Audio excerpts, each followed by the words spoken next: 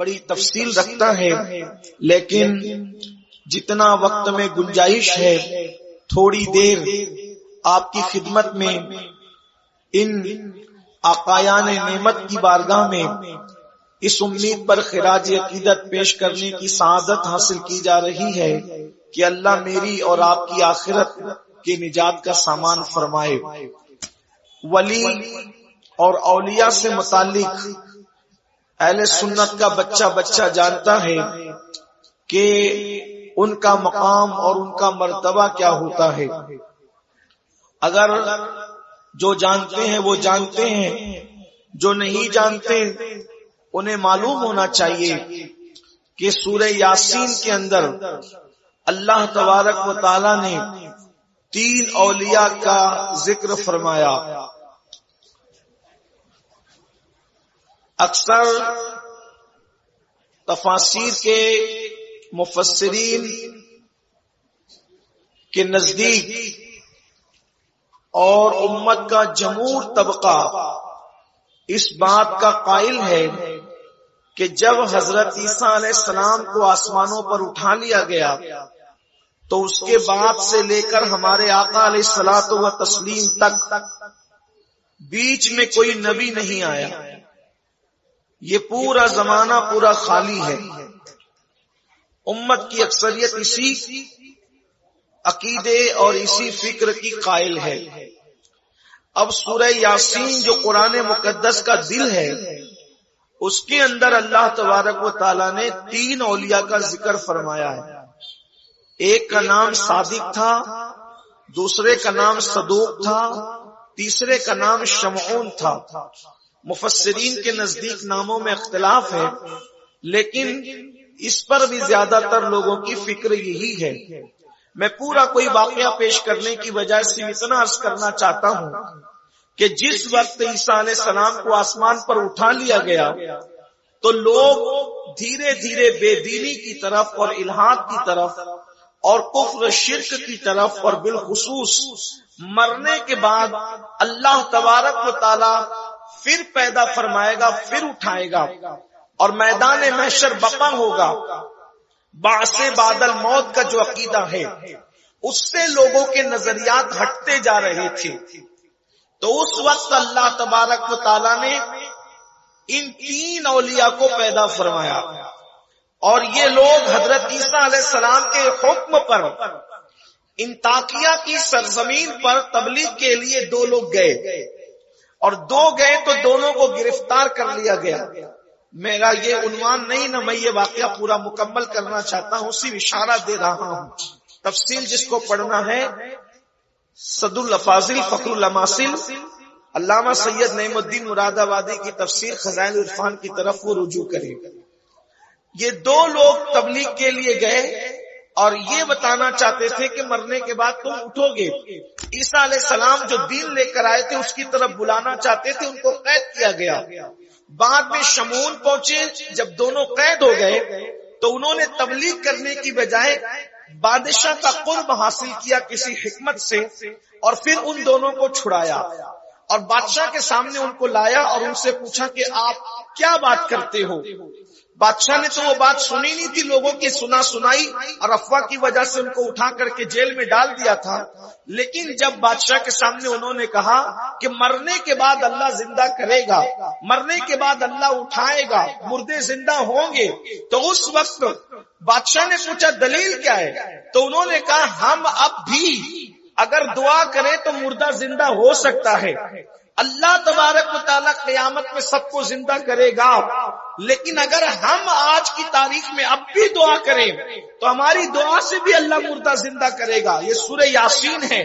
سب سے بڑا یہ معاملہ ہمارے ساتھ ہے کہ لوگ ہمیں اس لیے بے وقوف بناتے ہیں کہ ہمیں عربی زبان نہیں آتی یا ہم اس کو پڑھتے نہیں ہیں۔ سورہ یاسین کتنی مشہور سورت ہے، لیکن جب ان لوگوں نے یہ بات کہی تو ایسا ہوا تھا کہ کسی کا انتقال ہوا تھا بادشاہ کے معتمد کے بچے کا، اور وہ لاش لائی گئی، انہوں نے دعا کی، اور جب دعا کی تو وہ زندہ ہو گیا، اور زندہ ہوا تو اس وقت اس مردے نے جو زندہ ہوا تھا اس نے کہا کہ جب انہوں نے میرے لیے دعا کی میں تو مر چکا تھا، تو اس وقت عیسیٰ اللہ کی بارگاہ میں ان کی تائید کر رہے تھے کہ مولا میرے ان 3 بھیجے ہوئے مبلغین کی لاج رکھنا، یہ جو کہیں ان کی بات کو پورا کر دینا۔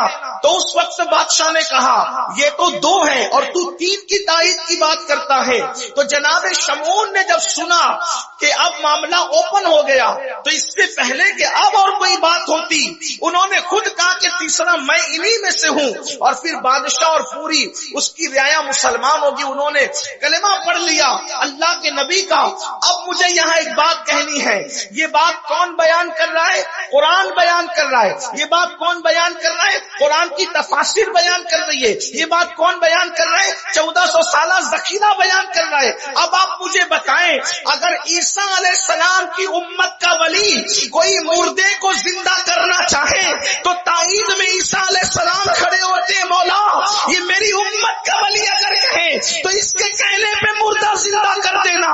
آپ بتائیں امت عیسیٰ کے ولی کے لیے عیسیٰ تائید میں کھڑے ہوتے ہیں، لیکن امت محمدیہ کے ولی کے لیے محمد رسول اللہ تائید میں کھڑے ہوتے ہیں۔ تو جب امت عیسیٰ کا ولی مردہ زندہ کر سکتا ہے تو محمد رسول اللہ کا شہزادہ غوث اعظم مردہ کیوں زندہ نہیں کر سکتا؟ نعرہ تکبیر، ہمارا عقیدہ تو نعرہ رسالت، جشن غوث اعظم، سبحان اللہ۔ اگر کوئی غوث اعظم کے مردہ زندہ کرنے پہ اعتراض کرتا ہے تو اس سے کہ پہلے سورہ یاسین کی تفسیر پڑھے، سورۃ الکہف کی تفسیر پڑھے، اس کو پتا چلے گا۔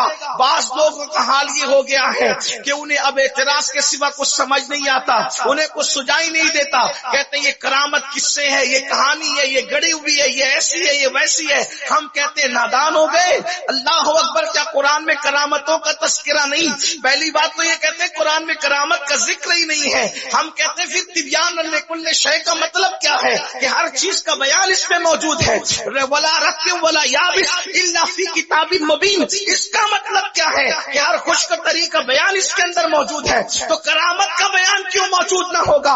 اللہ اکبر، کرامت کا بیان کیا موجود ہے؟ اللہ اکبر، یہ بھی واقعہ نہیں بیان کرتے، صرف اشارہ دیتے ہیں نوجوانوں کے لیے قرآن کی تفسیر اٹھا کے پڑھنا۔ جب بلقیس آنے لگی تو جناب بلقیس کی آمد پر سلیمان علیہ السلام تخت بلقیس کو منگانا چاہتے تھے۔ اس وقت حضرت سلیمان علیہ السلام نے فرمایا کون لائے گا تخت بلقیس؟ تو ایک جن جس کو عفریت کہتے ہیں وہ اٹھ کر کے کھڑا ہوا اور اس نے کہا کہ میں لاؤں گا۔ آپ نے فرمایا کتنے وقت میں؟ تو کہا کہ میں آپ کی محفل ختم ہونے سے پہلے پہلے لاؤں گا۔ آپ کی محفل طلوع آفتاب کو شروع ہوتی تھی اور زوال سے پہلے پہلے ختم ہو جاتی تھی، تو اس نے کہا کہ میں لاؤں گا، یعنی آدھے دن میں اس نے لانے کی بات کی۔ کہاں سے؟ یمن سے، ملک شام۔ اللہ اکبر، تخت بلقیس اس نے آدھے دن میں لانے کی بات کی۔ حضرت سلیمان نے کہا بہت دیر ہوگی، اس سے پہلے چاہتا ہوں۔ تو حضرت آصف بن برقیہ جو اس امت کے ولی تھے انہوں نے فرمایا حضور میں لے آؤں گا۔ تو آپ نے فرمایا کتنے وقت میں؟ انہوں نے عرض کیا کہ میں پلک جھپکنے سے پہلے لا کر کے پیش کر دوں گا۔ آپ مجھے بتائیں، قرآن مقدس کی بات ہے، قرآن کی تفسیر کی بات ہے، ابھی میں نے کوئی حدیث نہیں پڑھی، ابھی میں نے آپ کو کسی بزرگ کا حوالہ نہیں دیا، ابھی قرآن اور قرآن کی تفسیر کی بات ہو رہی ہے مسلمانوں۔ اللہ اکبر، اب آپ مجھے یہاں بتائیں، میں تھوڑی سی بات عرض کرنا چاہتا ہوں۔ سلیمان علیہ السلام کا امتی ولی آصف بن برقیہ کہتے پلک کے جھپکتے یمن سے ملک شام جو تخت لانا ہے، اس کا مطلب یہاں سے ہٹے بھی نہیں اور تخت بلقیس پلک کے جھپکتے لا رہے ہیں۔ پھر اس کے بعد وہاں کوئی ثبوت نہیں ملتا کہ حضرت آصف نے پوچھا محلہ کون سا ہے، محل کہاں ہے، علاقہ کہاں ہے، کون سی گلی میں محل ہے، کچھ نہیں پوچھا، اس لیے کہ خدا جس کو اپنا ولی بناتا ہے اس کے سامنے کائنات کو رکھ دیتا ہے، اس لیے کہ جس کو تم دوست بناتے ہو اپنے سارے راز اس پر کھول دیتے ہو، تو خدا جس کو دوستی کا مقام عطا کرتا ہے اس کے منصب کے اعتبار سے اس کو اپنے رازوں سے آگاہ فرما دیتا ہے. اللہ اکبر. اور قرآن کہہ رہا ہے آصف بن برقیہ نے تخت بلقیس پلک کے جھپکتے لا کر پیش کر دیا. حضرت سلیمان علیہ السلام نے کہا ھذا من فضل ربی، یہ میرے رب کا فضل ہے. یعنی جو امتی ہوتا ہے ولی، اس کی کرامت نبی کے معجزے کا مظہر ہوتی ہے. نبی جس شان کا ہوگا اسی شان کی ولی کی کرامتیں ہوگی.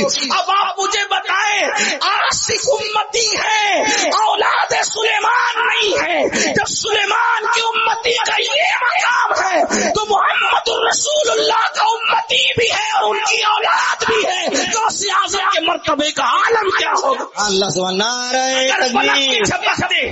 اگر پلک کے جھپکتے تخت بلقیس، اگر پلک کے جھپکتے تخت بلقیس وہ لا کر کے پیش کر سکتے ہیں تو پلک کے جھپکتے شیخ عبد القادر جیلانی کسی کی مدد کریں تو تکلیف کیا ہے؟ اور پھر یہ بات ہم اپنی طرف سے نہیں کہہ رہے ہیں. جب لوگ بریلی کا نام بھی نہیں جانتے تھے اس وقت محقق علی الاطلاق شیخ عبدالحق محدث دہلوی اپنی شورِ آفاق کتاب اشعت اللمعات میں لکھتے ہیں کہ 4 ولی دنیا میں ایسے ہیں جو زندوں کی طرح تصرف کرتے ہیں اپنی قبروں سے. ان میں سے شیخ عبد القادر جیلانی بھی ہے. یہ عبدالحق محدث دہلوی لکھ رہے ہیں اشعت اللمعات کے اندر کہ زندوں کی طرح اپنی قبر سے تصرف کرتے ہیں. اب یہاں ایک بات آپ سے عرض کروں، قرآن نے آصف بن برقیہ کی شان بیان، توجہ کرنا، کیا شان بیان کی؟ جس آصف بن برقیہ نے تخت بلقیس کو پلک کے جھپکنے سے پہلے لا کے پیش کیا، اللہ اس کے بارے میں کہتا ہے کہ وہ کتاب کا علم رکھتے تھے. توجہ کرنا، کس کا علم رکھتے تھے؟ کتاب. اس دور میں کتاب کون سی تھی؟ اس کتاب کا نام تھا زبور. اس دور کی کتاب کیا تھی؟ زبور. اور علماء سے پوچھیں جیسے فضیلت نبوت کی ہے ویسے فضیلت ان پر نازل ہونے والی کتابوں کی. نبی جس شان کا معجزہ اس شان کا، نبی جس شان کا کتاب اس شان کی، نبی جس شان کا نسب اس شان کی. آپ دیکھیں، غور فرمائیں، توجہ کریں. قرآن کہتا ہے آصف نے، حالانکہ ان کا نام نہیں لیا لیکن تفسیر میں نام موجود ہے، آصف بن برقیہ نے جو تخت بلقیس لا کر کے دیا تو ان کو علم کس کا تھا؟ کتاب کا، مطلب زبور کا. جس کو علم زبور ہو، بلکہ یوں کہہ لیں میرے ذوق کے مطابق، جس کو علم زبور پر عبور ہو، جس کو علم زبور پر عبور ہو، وہ بلقیس کا تخت پلک کے جھپکتے لا سکتا ہے.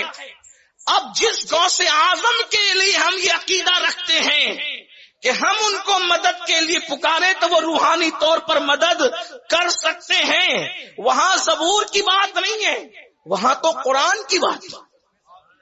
اب قرآن پر کیا عبور ہے ان کو؟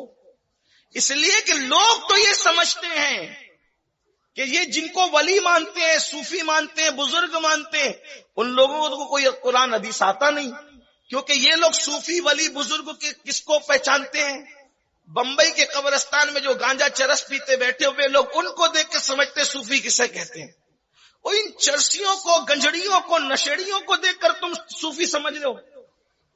صوفی یہ گندے نشے نہیں کرتے، اس کو تو نشہ محبت الہی ہوتا ہے. آپ لوگوں کو حالات ہی بدل گئے، حالات بدل گئے. لوگ آج کے دور کو دیکھ کر کے قیاس کر رہے ہیں. تو یہ جو گندے گلیز لوگ ہیں، جو ننگے دھڑنگے پھر رہے ہیں، جو گانجا چرس پی رہے ہیں، جو کبھی جمعہ میں بھی مسجد میں نظر نہیں آتے، آپ ان کو دیکھ کر تصوف سمجھتے ہو؟ کہ جن کو کلمہ بھی صحیح طریقے سے پڑھنا نہیں آتا، عورتوں سے پیر دبوائیں، عورتوں سے مصافحہ کریں، شریعت کی دھجیاں اڑائیں، اور پھر میری قوم کہے کہ بڑے پہنچے ہوئے بزرگ. یاد رکھنا، جاہل کو جب تم اپنا دوست نہیں بناتے تو جاہل کو اللہ اپنا دوست کیسے بنائے گا؟ میں لوگوں سے کہتا ہوں، لوگ برا بھی لگتا ہے لوگوں کو، لیکن لگا کرے کیا جب تو جاہل کو اپنی بیٹی نہیں دے سکتا، جاہل کو تو اپنی بیٹی نہیں دیتا، تو جاہلوں کو اللہ اپنی ولایت کیسے دے گا؟ جب چرسیوں کو بھنگڑیوں کو تو اپنی بیٹی نہیں دیتا تو اللہ ان کو اپنی ولایت کیسے دے گا؟ ولایت کے لیے تو بڑے سلیکٹڈ لوگ ہوتے ہیں، بڑے چنے ہوئے لوگ ہوتے ہیں. ہر نمازی بھی ولی نہیں ہوتا، ہر تہجد گزار بھی ولی نہیں ہوتا، ہر عالم بھی ولی نہیں ہوتا، ہر مفتی اور محدث بھی ولی نہیں ہوتا، ہر نیک بندہ بھی ولی نہیں ہوتا. ولایت کے لیے ایک معیار ہے اور بہت بلند معیار ہے. بلکہ حضور شیخ عبد القادر جیلانی غوث پاک خود فرماتے ہیں جب تک انسان میں 12 صفتیں پیدا نہ ہو جائے اس وقت تک وہ ولی نہیں ہو سکتا. آج تو ولایتیں بندے بانٹ رہے، مرید بانٹ رہے، اسٹیجوں سے بٹ رہی ہے، جلسوں میں بٹ رہی ہے، یہ ولی یہ ولی یہ ولی. غوث پاک کہتے ہیں 12 صفتیں چاہیے، 12 صفتیں. غوث عالم فرماتے ہیں اس کو اعلیٰ حضرت امام احمد رضا نے بھی لکھا، امام اہل سنت نے بھی لکھا، اور کثیر غوث اعظم کے سیرت نگار ملفوظ نگاروں نے یہ بات لکھی کہ 12 صفتیں چاہیے ولایت کے لیے. یہ کم سے کم ہے، یہ کم سے کم ہے، کم سے کم اتنا چاہیے. اور اس کے آگے پھر جو چاہیے، جیسے جیسے صفتیں بڑھتی جائے گی معیار ولایت بڑھتا جائے گا. کیونکہ سب ولی ایک جیسے نہیں ہوتے، بلکہ ولایت کی 28 قسمیں بتائی گئی ہے، ولایت کے 28 درجے بتائے گئے ہیں. اب وہ اس کی تفصیل الگ ہے، حالانکہ ابھی مجمع اس بات کا متحمل نہیں ہے ایسی چلت پھرت کے اندر کی اتنی کوئی سنجیدہ گفتگو ہو. لیکن بات اب میں اپنی کروں، روڈ پر ہے لوگ آ جا کر رہے ہیں تو میں آپ کے ذہن کے مطابق بات کر رہا ہوں. وہ 12 صفتیں سنے پھر بات آگے بڑھتی ہے. یہ بات یاد رکھنا، زبور پر عبور اور قرآن پر عبور، ابھی اس پہ بات آئے گی. لیکن اس سے پہلے سنے، غوث پاک کہتے ہیں 12 صفتیں کون سی ہوتی ہے جب آدمی ولی بنتا ہے؟ تو 2 صفتیں اللہ تبارک و تعالیٰ کی صفتوں سے اللہ اس کو حصہ دیتا ہے جتنا چاہتا ہے. اب اس میں آپ چیک کرنا کون کون ہو سکتے ہیں. بہت سے نکلیں گے، ایسے چھٹ جائیں گے. جیسے آٹا چھانتے ہو، جیسے آٹا چھانتے ہو تو کتنا چھنتا ہے، ایسے بہت سے چھنیں گے. دیکھو نیک ہونا اور بات ہے، ولی ہونا اور بات ہے. معیار ولایت الگ چیز ہے. اب ہر آدمی جس سے محبت کرتا ہے اسی کو وہ لیلا کہنا چاہے تو پھر اس کا اپنا ذوق ہے. لیکن ہر آدمی مجنوں ہو بھی نہیں سکتا، ہر اس کی محبوبہ لیلا ہو بھی نہیں سکتی. لیکن ہر بندہ جس سے پیار کرتا ہے، مجھے حیران رہتا ہوں جلسوں میں لوگ دوسرے وہ کہتے ہیں. میں نے کہا اللہ کرے آپ کے حسن ظن کی علاج ہو تو اچھا ہے، ورنہ قیامت کے دن تو کہنے والے کی بھی ٹھکائی ہوگی، اور جس کے لیے کہا جا رہا ہے اگر وہ چیٹنگ کر رہا ہے تو اس کو بھی جواب دینا پڑے گا. تو تھوڑا سوچ سمجھ کے. نیک اچھی بات ہے، نیک تک بول دیا کرو، نیک ہے بندہ. ولایت اپنے ہاتھ میں نہیں، بلکہ ہمارے مرشدوں کے مرشد میر عبد الواحد بلگرامی فرماتے ہیں، توجہ کرنا، اللہ جس کو ولایت دیتا ہے اس کو چھپاتا ہے. اور کہاں چھپاتا ہے؟ اولیائی تحت ابائی، وہ اپنی چادر غیرت میں چھپاتا ہے ولیوں کو. بلکہ فرماتے ہیں بعض اولیاء تو ایسے ہیں، بعض اولیاء ایسے ہیں، سب سنابل شریف سے پڑھ رہا ہوں یہ بات آپ کے سامنے. بعض اولیاء ایسے ہیں کہ اللہ اتنا چھپاتا ہے ان کو کہ جبریل اور میکائیل کو بھی خبر نہیں ہونے دیتا کہ ان کی شان کیا ہے. اب آپ مجھے بتائیں کہ لوگ کس درجے کی بات کرتے ہیں. آپ گھر جا کر کبھی سوچنا کہ یہ بات جو انہوں نے لکھی، اور یہ میر عبد الواحد بلگرامی کوئی چھوٹی موٹی ہستی نہیں ہے. امام اہل سنت جن کو ہم مجدد کہتے ہیں، انہوں نے ان کو مجدد کہا اپنی صدی کا، اور ایک کتاب کی بنیاد میں فرمایا ہے. آپ غور کریں تو بہرحال تو اللہ کی صفتوں میں سے جو 2 صفتیں ہیں ان میں سے اللہ جتنا چاہتا ہے اتنا حصہ دیتا، ورنہ اللہ کی صفت کے برابر تو کسی کوئی صفت ہو بھی نہیں سکتی. جیسے میرے آقا نے فرمایا تخلق باخلاق اللہ، اسی معنی میں اس کو لینا چاہیے. اور وہ 2 صفتیں کون سی ہے؟ ایک صفت ستاری ہے اور ایک صفت غفاری ہے. یعنی جس کو ولی بناتا ہے اس کو لوگوں کے عیب چھپانے والا بناتا ہے، اور جس کو ولی بناتا ہے اس کو معاف کرنے والا بناتا ہے. اس لیے کہ ولی بن کے بیٹھے گا خانقاہ میں اور لوگ آ کر کے کہیں گے کہ میں زنا کر کے توبہ کرائیے، ادھر اس کو توبہ کرائی، ادھر پورے محلے میں پھیر دیا کہ اس نے توبہ کی، اس نے توبہ کی، اس کا ہوگا کیا بیچارے کا؟ تو اس لیے اس کو پہلے ستاری کی صفت عطا کرتا ہے کہ وہ ہضم کرتا جاتا ہے، بڑے بڑے پاپی مجرم آتے رہتے ہیں اور وہ سب کو جو وہ عیبوں پہ پردہ ڈالتا جاتا ہے. مطلب وہ کبھی کسی کی غیبت کرتے ہوئے نظر نہیں آئے گا، کبھی کسی کی چغلی کھاتے ہوئے نظر نہیں آئے گا، وہ کسی کی ادھر ادھر کرتے نظر نہیں آئے گا. رونا تو یہ ہے کہ لوگوں نے تسبیح مسلح کا نام ولایت سمجھ لیا. ستاروں کے آگے جہاں اور بھی ہے، ابھی عشق کے امتحان اور بھی ہے، تو شاہی پرواز ہے کام تیرا، تیرے سامنے آسمان اور بھی ہے. نفلی روزوں سے نیک بن سکتے ہو، تسبیح اور مصلی سے نیک بن سکتے ہو، کھانا کھلانے سے نیک بن سکتے ہو، مسجد آباد کرنے سے نیک بن سکتے ہو، مگر مقام ولایت اس کو ملتا ہے جو بندوں کی عیب پوشی کرنے والے ہوتے ہیں، پردہ پوشی کرنے والے ہوتے ہیں. یہاں تو حال یہ ہے کہ نیک بھی ہے، داڑیاں خوبصورت ہے، ٹوپیاں خوبصورت ہے، لباس خوبصورت ہے، چہرے کی بناوٹ خوبصورت ہے، مگر دل اتنے گندے ہو گئے کہ لوگ عیب ڈھونڈ ڈھونڈ کے بتاتے ہیں. لیکن لوگوں تمہیں معلوم ہونا چاہیے تم خدا کے دوست نہیں بن سکو گے اس وقت تک جب تک اللہ کے مخلوق کی پردہ پوشی نہ کرو، ان کے عیبوں کو نہ چھپاؤ. آپ جانتے ہو، اللہ اکبر، میرے آقا مصطفیٰ کریم قیبدہ نبی صلی اللہ علیہ وآلہ وسلم فرماتے ہیں جب تک تم بندوں کے عیبوں پہ پردہ ڈالتے رہو گے اللہ تمہارے عیبوں پہ پردہ ڈالتا رہے گا. جب تم کسی کے پردے کو اٹھاؤ گے تو تم اپنی طاقت کے مطابق لوگوں کے پردے اٹھاؤ گے، اللہ اپنی شان غیرت کے مطابق تمہارے پردوں کو اٹھا کر تمہیں ذلیل کر دے گا. تو جو ولی ہوتا ہے ستاری اور غفاری کی صفت اس میں ہوتی، پردے ڈالتا ہے. اسی لیے صوفیہ کے یہاں دیکھیں وہ جلدی سے کسی کا نام لے کے کوئی بات ہی نہیں کرتے. یہ سچے صوفیہ کی بات کر، نام لے کے ہی بات نہیں کرتے. ان کے یہاں مزاج ہی الگ ہے. اگر کوئی ایک تماچا جا کے مارے تو کہتے چل دوسرا بھی مارے. یہ صوفیہ ہوتے ہیں، یہ اللہ والے جن پہ اللہ کا رنگ چڑھتا ہے. سن لے ذرا، ستاری عیب پردے، غفاری معاف کرنا. وہ اپنے لیے لڑتے نہیں، ولی اپنے لیے کبھی نہیں لڑے گا، اس کی دوسری پہچان. دیکھو نا کتنے چھٹیں گے ابھی، دماغ میں جتنے بیٹھے سب نکلیں گے. ہو سکتا کوئی مجھے برا بھی منائے، بدعا بھی دے کہ یہ کدھر سے چلا آیا. میں نے تو حق بات کی.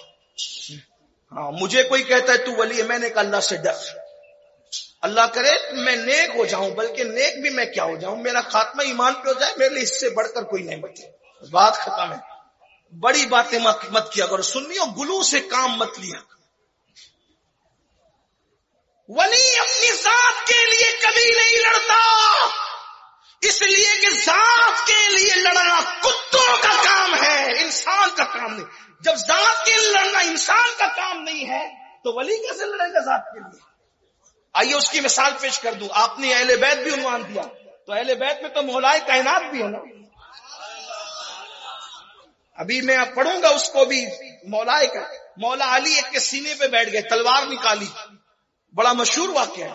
جنگ ہو رہی ہے، تلوار نکالی، قتل کرنا چاہتے ہیں. کون؟ علی، جس کے بارے میں میرے امام لکھتے، امام اہل سنت، سلامی جس کے در کا ہر ولی ہے، علی ہے، ہاں علی ہے، وہ علی ہے. کون علی؟ جس کے بارے میں قاضی ثناء اللہ پانی پتی مظہری اپنی کتاب میں لکھتے ہیں کہ آدم علیہ السلام کے زمانے سے لے کے آج تک جس کو بھی ولایت ملی ہے علی کے فیضان سے ملی ہے. جو دنیا میں آنے سے پہلے ولی بناتا ہو، پیدا ہونے سے پہلے ولایت عطا کرتا ہو، پیدا ہونے سے پہلے یہ شان ہے تو پیدا ہونے کے بعد شان کا عالم کیا ہوگا. اے میرے امام کے سلامی جس کے در کا ہر ولی ہے، علی ہے، ہاں علی ہے. آج تک ولی سمجھ میں نہیں آیا تو علی کیا سمجھ میں ہے؟ اور جب علی سمجھ میں نہیں آ سکتا تو پھر نبی کیسے سمجھ میں آ سکتے؟ جس قوم کے یہاں فضائل علی نہیں ہے وہ تو آج تک نبی کو اپنی طرح کہہ رہے ہیں. ہم کس منہ سے کہیں؟ کیونکہ ہم جانتے ہیں کہ کوئی عبد القادر جیلانی جیسا نہیں ہو سکتا تو کوئی علی جیسا کیسے ہو سکتا ہے. جب علی جیسے نہیں ہو سکتا تو صدیق جیسے کیسے ہو سکتا ہے، اور جب صدیق جیسے نہیں ہو سکتا تو میرے نبی جیسے.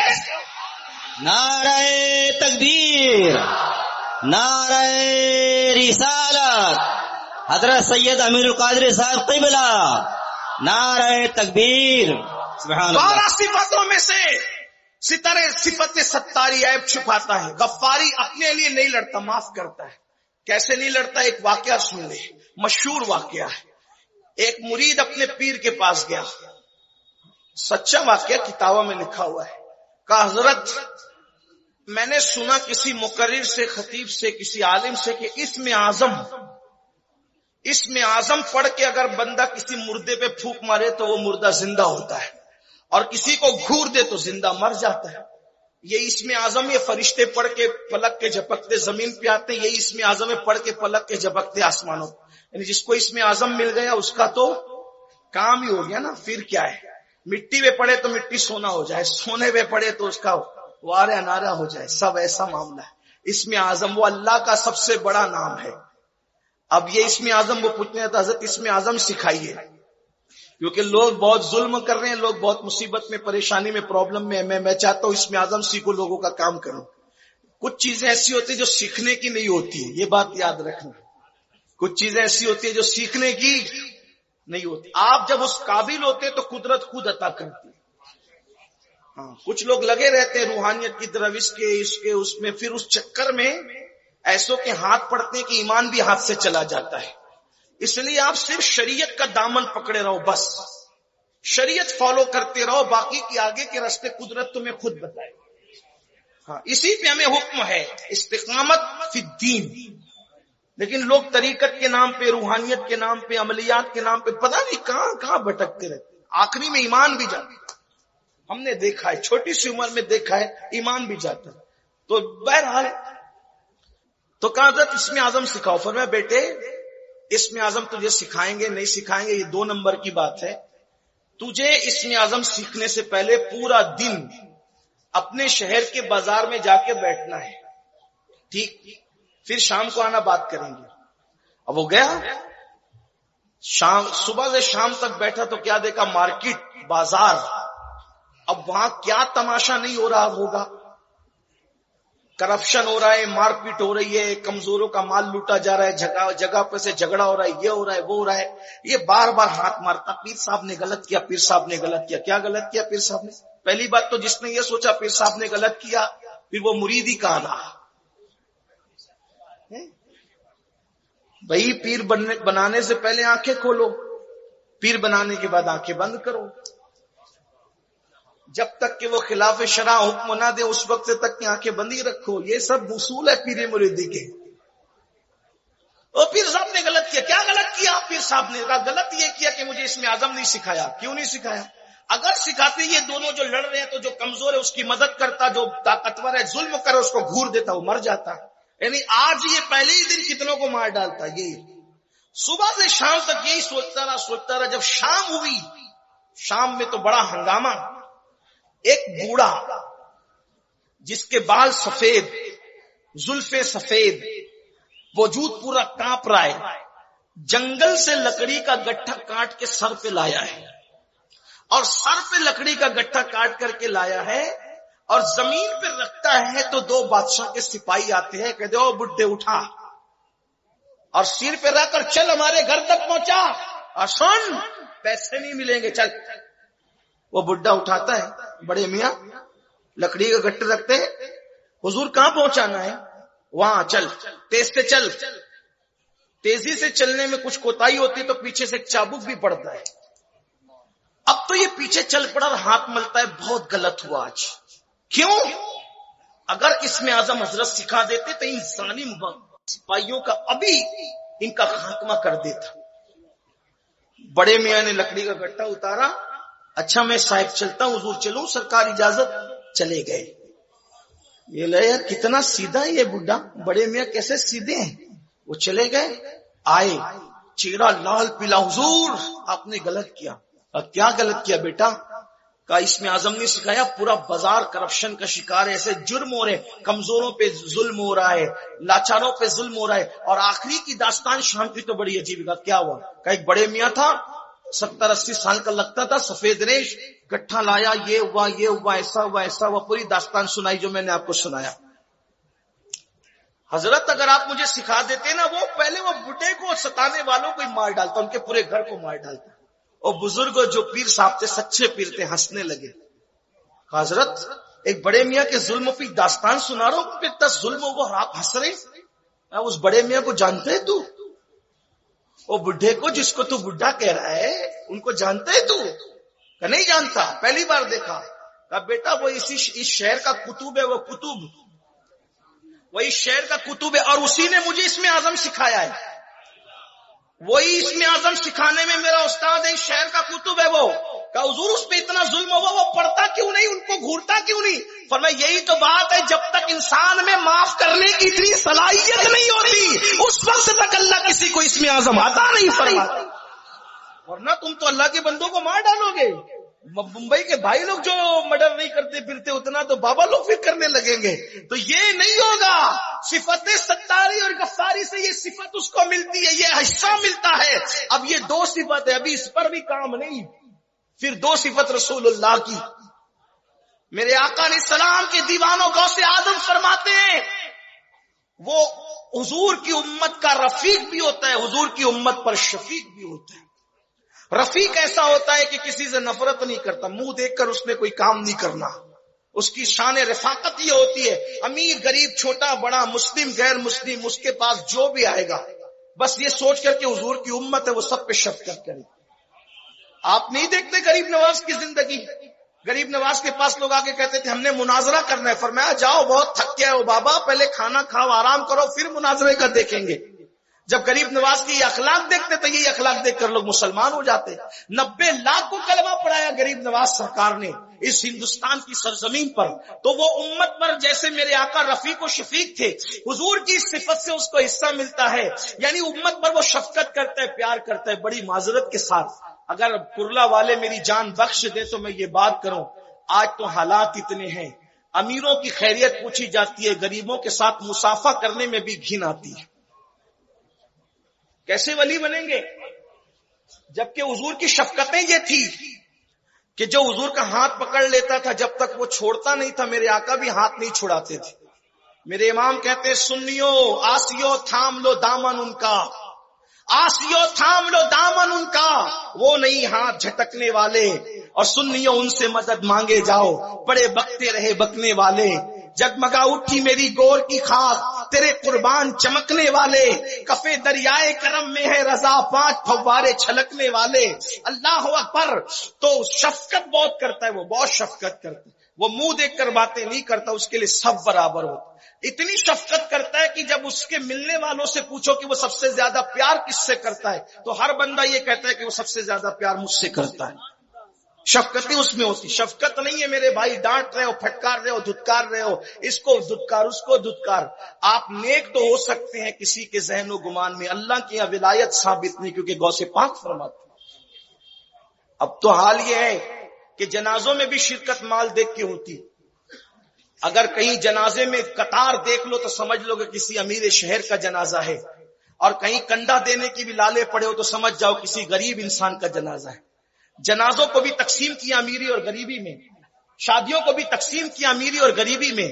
حتیٰ کہ بڑی معذرت کے ساتھ اب تو نمازوں کو بھی تقسیم کیا، فاتحہ کو بھی تقسیم کیا امیری اور غریبی میں. اگر جان بخشی ہو میرے ذہن میں کوئی نشانہ نہیں، ورنہ یہ بات ہے کہ نشانہ لگا کر کے تقریر کی جائے تو یہ غیبت ہوگی، خطابت نہیں ہوگی. لیکن اتنا ضرور کہتا ہوں، غریب شہر کے یہاں فاتحہ پڑھے تو الفاتحہ بس الفاتحہ سورہ فاتحہ 3 بار قل اللہ، 5 منٹ میں پوری فاتحہ مکمل. امیر شہر کے یہاں فاتحہ پڑھو تو اس کے دادا کا نام بھی، اس کے پردادا کا نام بھی، اس کے بیٹے کا نام بھی، اس کے مرحومین کا نام بھی جو ابھی تک نہیں آئے ہیں ان کے لیے بھی دعا. یعنی ہم نے فاتحہ کو بھی تقسیم کیا دولت میں امیری غریبی میں، جنازوں کو بھی تقسیم کیا امیری اور غریبی میں. جبکہ یاد رکھنا انسان کتنا خود غرض ہوا، فاتحہ بھی دولت کے لیے، نمازیں بھی دولت کے لیے، دعائیں بھی دولت کے لیے، جنازے بھی دولت کے لیے. انسان تو نے اللہ کے لیے کیا کیا؟ جب اللہ کے لیے کچھ کیا نہیں تو اللہ والا بنا کیسے؟ جب اللہ کے لیے کچھ کیا نہیں تو اللہ والا بنا کیسے؟ سرکار غریب سرکار غوث اعظم فرماتے ہیں ایک بار میں نے اللہ سے پوچھا، اللہ تو کہاں ہے، میں تجھے کہاں تلاش کروں؟ تو اس نے مجھے الہام فرمایا، عبد القادر تو مجھے غریبوں کے درمیان ڈھونڈنے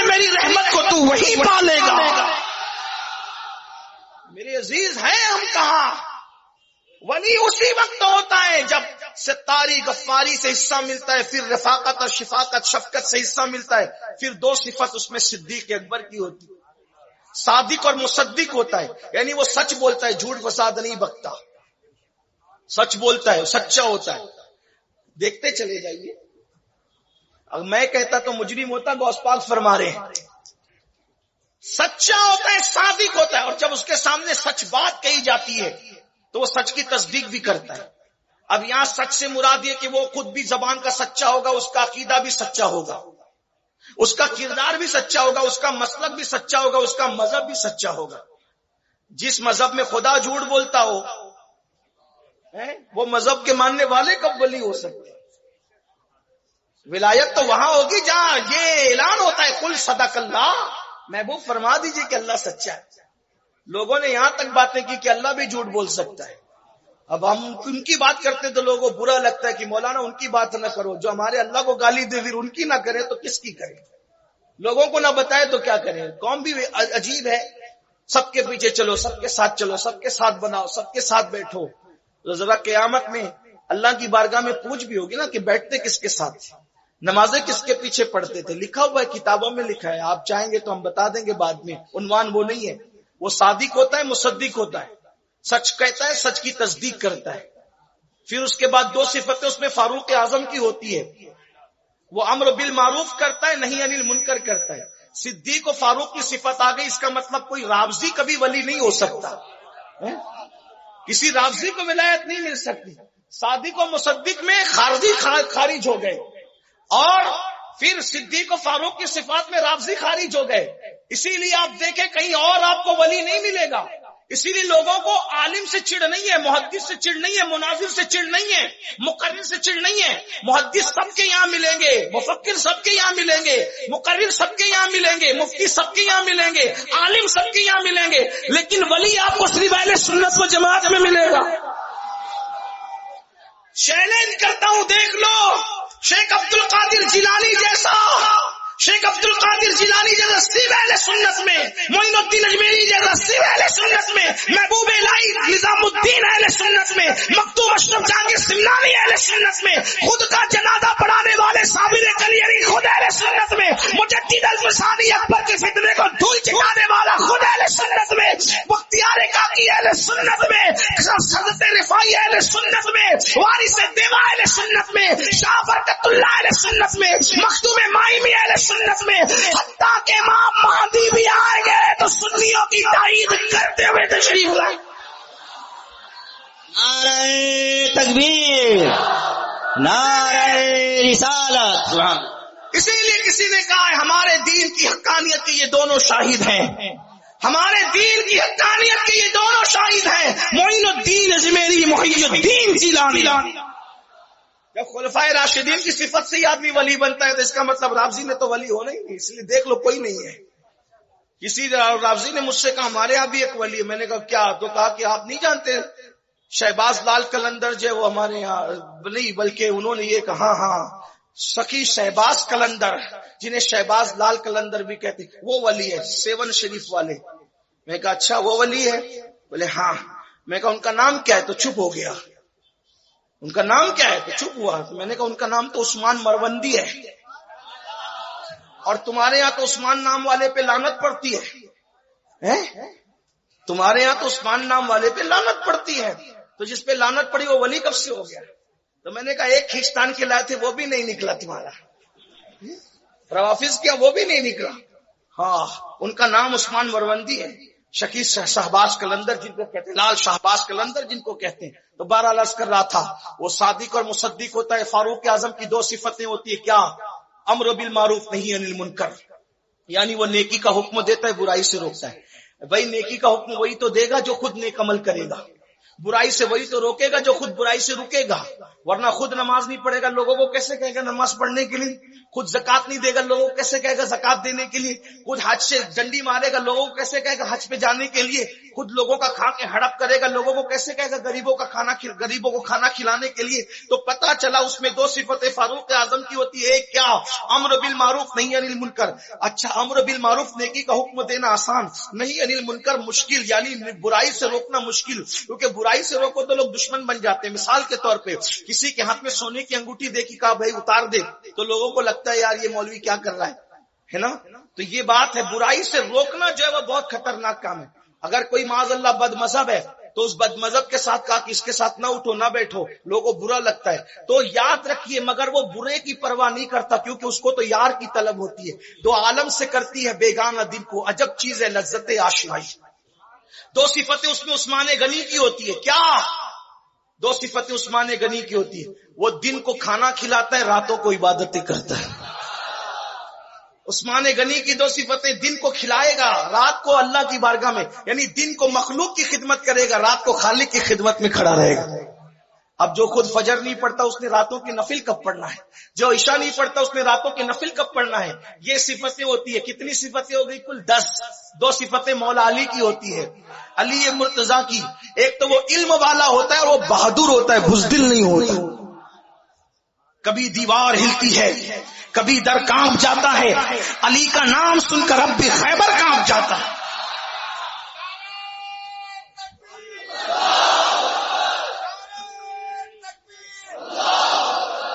تھوڑا سا ٹائم بچا دے ناروں کا، 10-15 منٹ بچے، بات پوری کر لوں.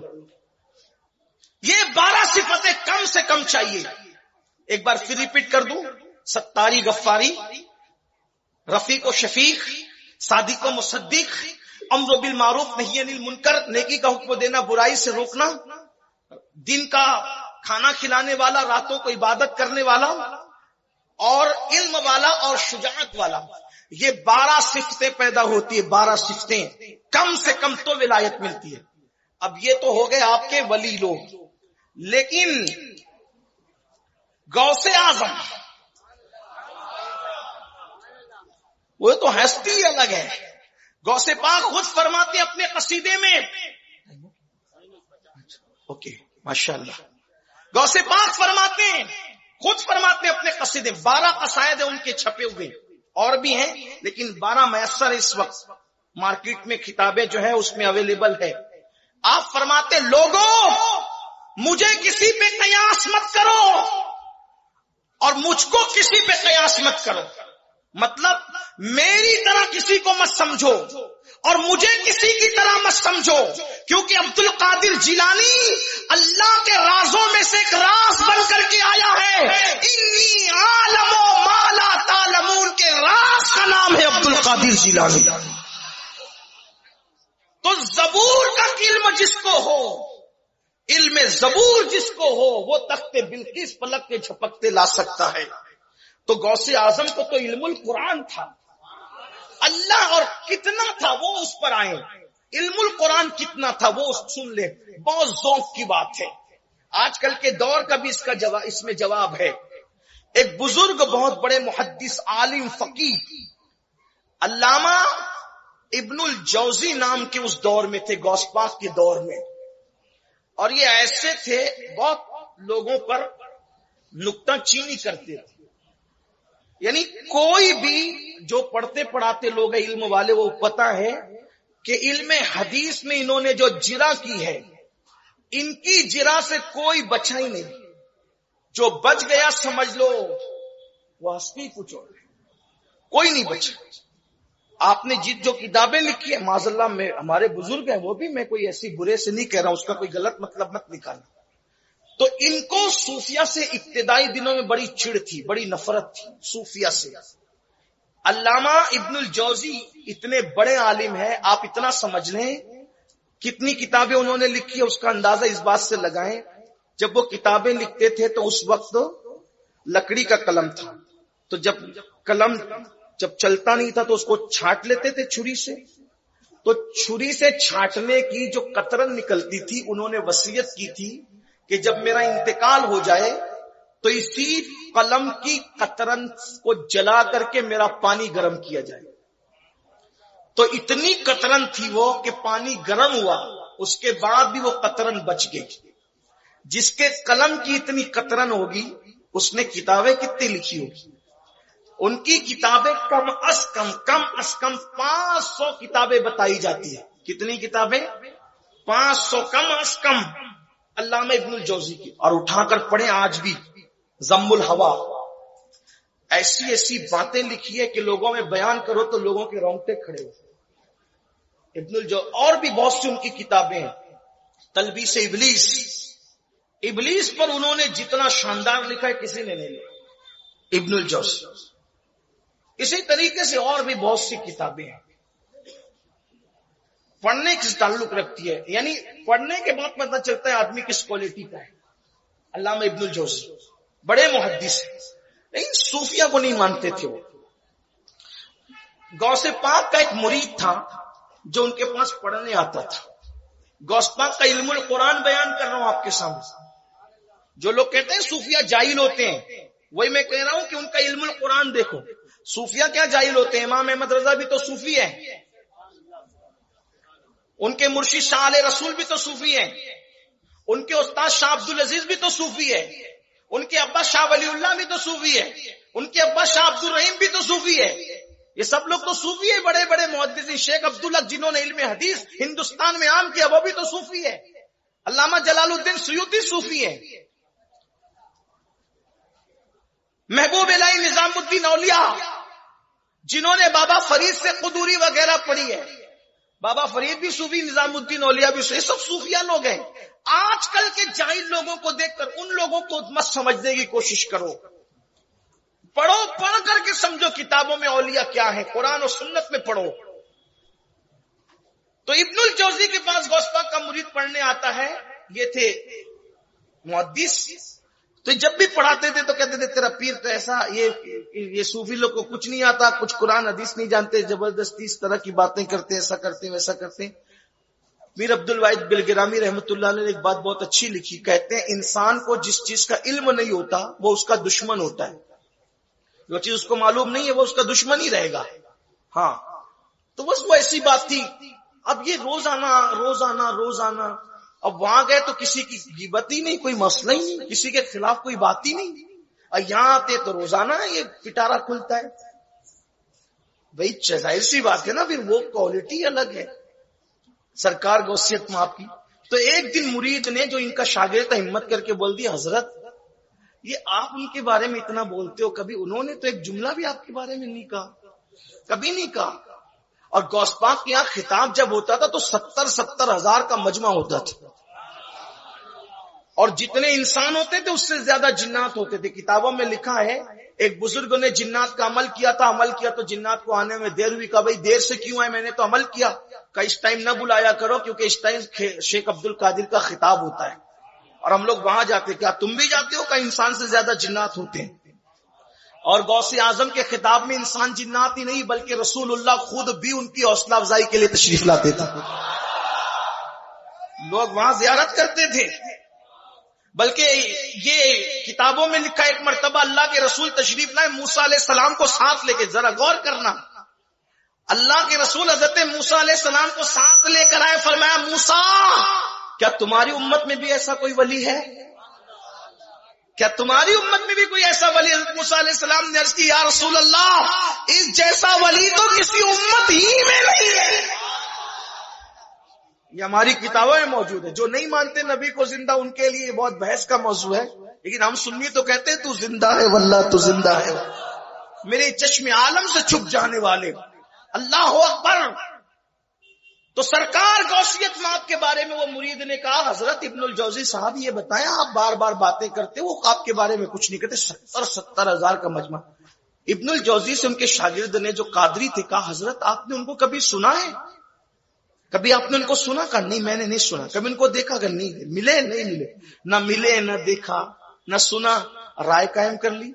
ایک بار ذرا ان سے چل کے سنیے، ان سے سنیے وہ کہتے کیا ہیں. اب ابن الجوزی، میں تھوڑا سا اپنے ذوق کے مطابق بات کرنے والا آدمی ہوں، اپنے الفاظ کے جامع میں اپنے مفہوم میں. واقعہ وہی ہے لیکن یہ میرا اپنا مفہوم ہے آپ کو سمجھانے کے لیے.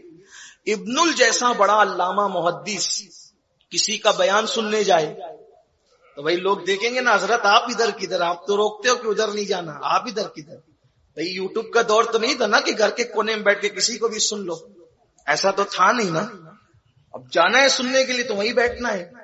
اب ابن الجوزی جانے غوث پاک کی محفل میں کس کے کہنے پہ؟ قادری غلام کے کہنے پہ. آپ چلے تو آپ نے طریقہ یہ اختیار کیا کہ ہم اس طریقے سے منہ چھپا کر بیٹھیں گے تاکہ کوئی دیکھ نہ سکے. یہ طریقہ, کوئی دیکھے گا نہیں تو بات کھلے گی نہیں. جا کے کونے میں بیٹھ گئے. اب غوث پاک کی محفل, غوث پاک تشریف لائے, بہت خوبصورت تھے. گول سا چہرہ, چاندی جیسا گندمی رنگ, بھویں آپس میں ملی ہوئی, بڑی بڑی آنکھیں, چوڑا سینہ, اور آواز ایسی بھاری بھرکم تھی. 70,000 کا مجمع تھا. تو کرامت یہ تھی ان کی کہ پہلا بندہ یہاں بیٹھ کے جو سنتا تھا وہی آخری میں بھی سنتا تھا. 400 لوگ قلم دوات لے کر کے آپ کا خطاب لکھنے کے لیے بیٹھتے تھے. اور جب پہلی بار کہتے تھے الحمدللہ, پھر دوسری بار کہتے تھے الحمدللہ, تو لوگوں نے پوچھا یہ 2 بار کیوں کہتے؟ تو کہا کہ یہ جو مجمع یہ تو رہتا ہی ہے. پوری دنیا کے جو اولیاء ہے, جب میں کہتا ہوں الحمدللہ تو سارے کام چھوڑ کر اپنی اپنی جگہ بیٹھ جاتے ہیں. ہاں, یعنی اس کا مطلب لوگ آج انٹرنیٹ پر غرور کر کے کہتے ہیں مجھے تو اتنے ملکوں میں سنا جاتا ہے, اور تو انٹرنیٹ کا محتاج ہے. میرے مرشد کو تو جب کچھ بھی نہیں تھا تب بھی پوری دنیا کے اولیاء سنا کرتے تھے. بلکہ ان کی شان بتاؤں, ایک مرتبہ ایسا ہو گیا کہ بیان جذبات میں کرتے, جذبہ تھا بیان کرنے کا. بھئی درس میں اور خطاب میں تو فرق ہوتا ہی ہے, تو جذباتی کیفیت تھی اس میں. آپ کے امامے کا شملہ نکل گیا. ہم قادری لوگوں کی بھی ایک عقیدت ہے, اپنے مرشد کے امامے کے شملے کے نکلنے کی بات کرتے ہیں تو پھر ہم اپنے شملے کو قائم نہیں رکھ سکتے. یہ غیرت قادریت ہے. نکل گیا. جیسے شملہ نکلا تو محفل میں جتنے لوگ تھے سب نے اپنی امامے, اپنی ٹوپیاں غوث پاک کے قدموں میں رکھ دی. مرشد تمہارا شملہ کھل گیا تو ہمارا کیسے رہے؟ سب نے قدموں میں رکھ دیا.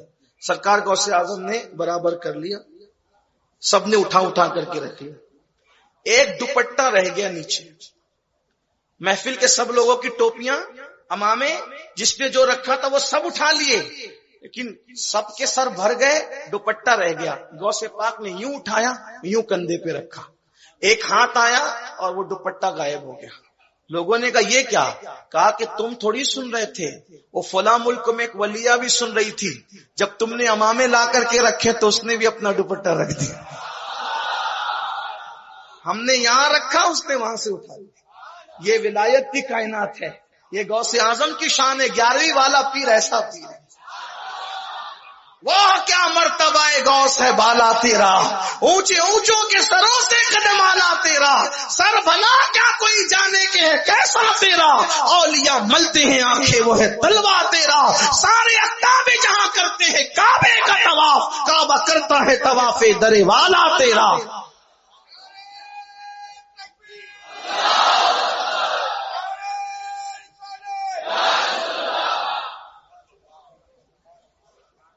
تو ابن الجوزی نے یہ طریقہ اختیار کیا کہ ایسے بیٹھیں گے. غوث پاک تشریف لائے, بہت خوبصورت تھے, اور غوث اعظم کی شان ہی بڑی تھی. غوث اعظم فرماتے جس نے مجھے دیکھا انشاءاللہ اس پر عذاب قبر نہیں ہوگا. جو مومن دیکھے اس پہ عذاب قبر نہیں ہوگا.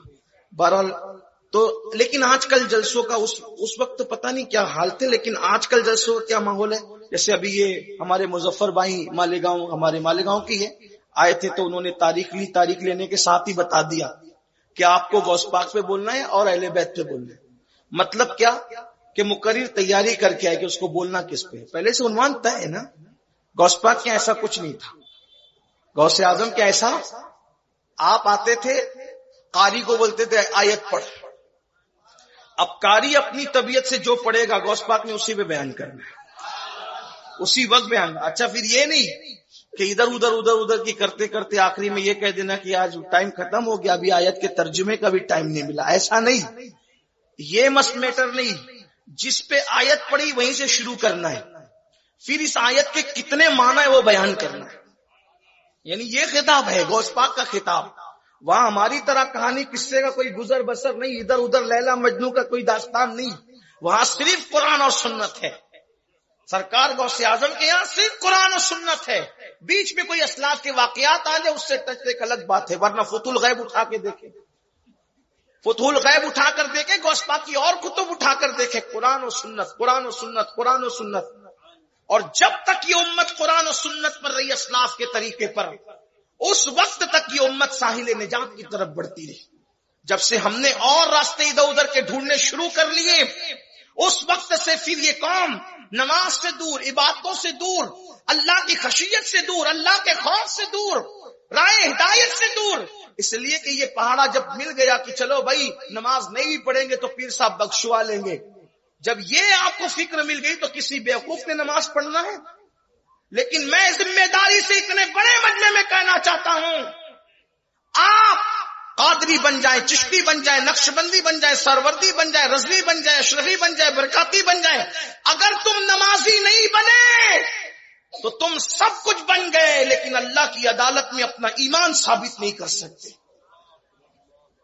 خدا کی عدالت میں اپنا ایمان ثابت نہیں کر سکتے. اللہ کے رسول علیہ السلام نے فرمایا من ترک الصلاۃ متعمدا فقد کفر، کہ جس نے جان بوجھ کے نماز چھوڑ دی وہ کفر کی حد تک پہنچ گیا.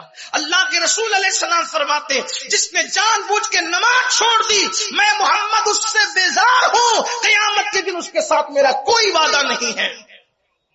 بڑی معذرت کے ساتھ آپ قادریت کو کیا سمجھتے ہیں؟ غوث اعظم فرماتے ہیں بے نمازی مرے اسے مسلمانوں کے قبرستان میں دفن مت کرو.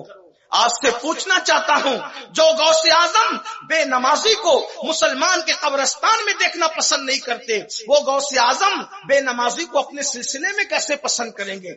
اپنی مرضی سے جو چاہے قادری بن جائے، لیکن سچی قادریت سنت کا نام ہے، شریعت کا نام ہے، غوث اعظم کے طریقے پہ ڈٹ جانے کا نام ہے. اس سے ہٹے بے نمازی ہو کر کوئی قادریت کا تصور نہیں ہے. اس لیے مسلمانوں بے نمازی پن سے توبہ کرو، بے نمازی پن سے بچو. سرکار غریب نواز فرماتے ہیں جو نماز نہیں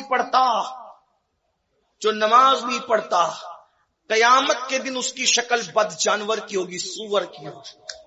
اور یہ صرف ان کا فرمان نہیں ہے، صاحب درۃ الناصحین لکھتے ہیں، اللہ کے رسول کی حدیث ہے، میرے آقا فرماتے ہیں جو نماز نہیں پڑھتا جب وہ اپنی قبر سے اٹھے گا تو کالے خنزیر کی شکل میں اٹھے گا، کالے سور کی شکل میں اٹھے گا. چہرے پہ پھنسی آئے تو لوگ ولیمے میں جانے کی ہمت نہیں کرتے، جلسے جلوس میں جانے کی ہمت نہیں کرتے، اسکول کالج بازار جانے کی ہمت نہیں کرتے، چہرے کی پھنسی لے کے دوستوں کے درمیان نہیں جاتے. لیکن جب نماز چھوڑنے کی وجہ سے کالے سور کی طرح چہرہ ہوگا، وہ کالے سور کا چہرہ لے کر اللہ کی بارگاہ میں کیا منہ دکھائیں گے؟ بڑی سادگی سے کہتے ہیں مولانا ٹائم نہیں ملتا نماز کے لیے، مولانا وقت نہیں ملتا نماز کے لیے. جس قوم کو نماز کے لیے وقت نہیں ملتا اس قوم کو فیس بک کے لیے وقت کیسے ملتا ہے؟ واٹس ایپ کے لیے وقت کیسے ملتا ہے؟ یوٹیوب کی گندگی کے لیے وقت کیسے ملتا ہے؟ گندی فلموں کے لیے وقت کیسے ملتا ہے؟ حیرت ہے، جس خدا نے ساری نعمتیں دی ہے اس کے لیے کوئی وقت نہیں ہے، اور وہ گندی فلمیں، وہ گندی پکچریں، وہ گندے ترین دوست جو مرنے کے بعد کاندھا دینے کے لیے بھی نہیں آئیں گے، ان کے لیے وقت مل جاتا ہے، اللہ کے لیے، سچے خدا کے لیے وقت نہیں. کہاں ہے مسلمان؟ کہاں ہے مسلمان؟ مسلمانوں اپنے حال پہ رحم کرو. اللہ بے نمازی پن کی وجہ سے جو عذاب دے گا اس کو برداشت کرنے کی طاقت نہ تمہارے اندر ہے نہ میرے اندر ہے. کوئی پہاڑ بھی اللہ کے عذاب کو برداشت نہیں کر سکتا، انسان کا جسم کیسے برداشت کر سکے گا؟ تو عرض یہ کر رہا تھا، بات دور نہ نکلے. اللہ اکبر. میرے آقا غوث اعظم نے فرمایا قاری سے تلاوت کر. قاری نے تلاوت کی، غوث اعظم نے اسی آیت پر بیان شروع کیا. اب آیت کا ترجمہ پڑھا، ترجمہ کرنے کے بعد اس کی ایک تفسیر بیان کی. تفسیر تو وہ قادری جو بیٹھا تھا ابن الجوزی کے بارے میں اس نے دیکھا، جو کسی کو ساتھ میں تقریر کے لیے لاتا ہے، مقرر اچھا پوائنٹ بولتا ہے تو وہ دیکھتا ہے کہ میں لایا نا تجھے، دیکھ کتنی اچھی بات کر رہے ہیں ہمارے حضرت، ایسے دیکھتے ہیں نا. تو قادری نے بے سے دیکھا. اب ابن الجوزی تھے، سر کرنا کوئی آسان کام نہیں تھا. جیسے ہی دیکھا ابن الجوزی نے کہا میں جانتا ہوں کوئی نئی بات نہیں کہی یعنی تیرے پیر نے، جانتا ہوں، مجھے معلوم ہے یہ تفسیر. دوسری پڑھی یہ بھی جانتا ہوں، تیسری پڑھی یہ بھی جانتا ہوں، چوتھی پڑھی یہ بھی جانتا ہوں، 7 تفسیر پڑھی، سب پہ سر ہلا. 8ویں پڑھی منہ بند. یعنی یہ نہیں جانتے تھے ابن الجوزی، علم پہ ناز اتنا تھا، لیکن اب 8ویں سے نہیں جانتے، 9ویں نہیں جانتے، 10ویں نہیں جانتے، 11ویں نہیں جانتے.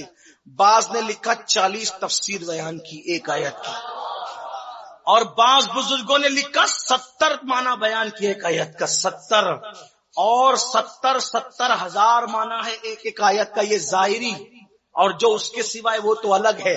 بلکہ ہمارا عقیدہ تو یہ، امام عبدالوہاب شارانی کہتے ہیں قرآن کا نزول بند ہوا ہے، لیکن معنی قرآن آج بھی مومنوں کے دل پر نازل ہو رہا ہے. ہر دن نیا معنی نازل ہو رہا ہے. قرآن کی بات یہ ہے، لوگ کہتے ہیں غالب اور اقبال کے شعر کے اتنے معنی ہو سکتے ہیں، تو بندوں کے مخلوق کی کلام کے جب اتنے معنی ہو سکتے ہیں تو خالق کے کلام کے کتنے معنی ہوں گے؟ تو جو جتنا علم رکھتا ہے اتنا بیان کرتا ہے. 70 تفسیر بیان کی، 40 بھی لکھی، کسی نے 14 بھی لکھی، 40 بھی لکھی، 70 بھی. لیکن میں تو قادری ہوں نا، تو کہا 40 نہیں بلکہ 70. جب 70 تفسیر بیان کی تو ابن الجوزی کا تو سر جھکا. اور اس کے بعد پھر غوث پاک کی ایک کیفیت تھی، فرماتے تھے لوگوں یہ جو بیان ہو گیا کم ہے، جو بچائے بہت زیادہ ہے. ارے اب قال کو چھوڑو اور حال کی طرف آؤ. جب کہتے تھے قال کو چھوڑو حال کی طرف آؤ، اتنا کہنا تھا کہ پورا مجمع جوش میں کھڑا ہو گیا. کوئی کپڑے پھاڑ رہا ہے، کوئی جھوم رہا ہے، کوئی گر کے بے ہوش ہے، کسی کی موت ہو گئی ہے.